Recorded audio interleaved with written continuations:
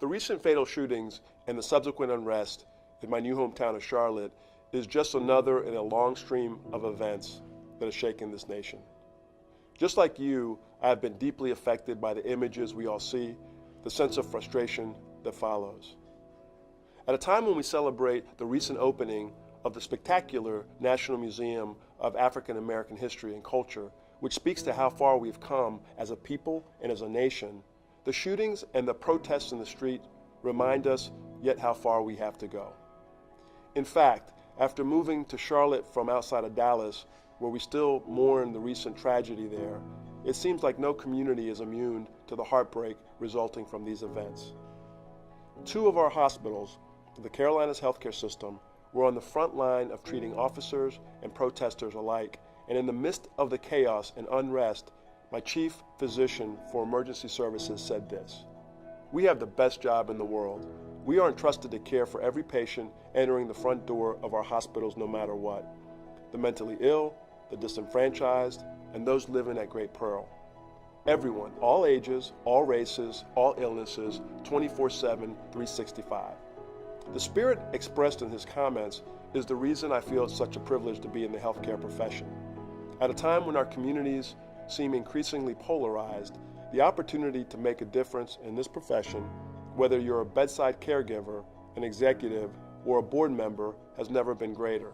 In fact, we not only have an opportunity to make a difference, we have an obligation to do so. As Martin Luther King once said, our lives begin to end when we become silent about the things that matter. There is no greater imperative that we have as healthcare leaders than to tackle issues related to equity of care and health disparities, and to tackle them head on. Because while we understandably react to the horrible images we witness too often, when the TV cameras go away, we are still left with persistent inequities and disparities that affect the lives of thousands and thousands of people every single year. Equity of care issues are inextricably linked to the profound vulnerabilities that exist in too many of our communities. It is widely known that the zip code in which you live determines your destiny, whether it's your physical health, whether it's your economic health, your mental health, or your very life itself. I am proud of the work the American Hospital Association and the Equity of Care Committee is doing, which I had the privilege of leading for 2 years.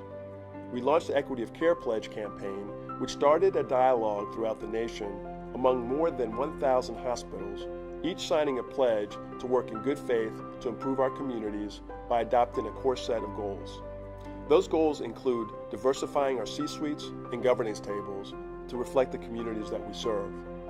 As leaders, we all strive to do the right thing, and having the voices of those underrepresented in our communities in our board conversations helps keep the board and leadership teams grounded and focused on what is important to the community and how to make meaningful impact.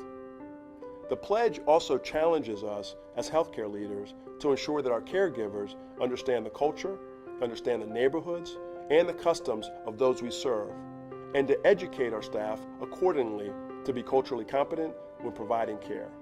And finally, while we are sometimes focused on what happens outside of our hospital walls, the pledge asks for a commitment to collect and analyze real data in order to recognize and address the biases, unintentional or otherwise, that persist in the patient care processes within our facilities. That is why I'm excited about the Leverage Networks Healthcare Board initiative that prepares African American executives for board opportunities. This is phenomenal work that is very much needed to increase the pipeline of talented leaders to help us advance the goals of equity and of eliminating disparities within our lifetime. To paraphrase the words of Marvin Gaye, we have got to find a way to bring some understanding here today. Because what the world craves now more than ever are the values that you bring to these responsibilities. In these times of change and challenge within our field and our nation, I am proud and grateful to work in a profession with committed leaders like you, who have such an opportunity to make a real difference in the lives of so many. So thank you for your commitment and for your service.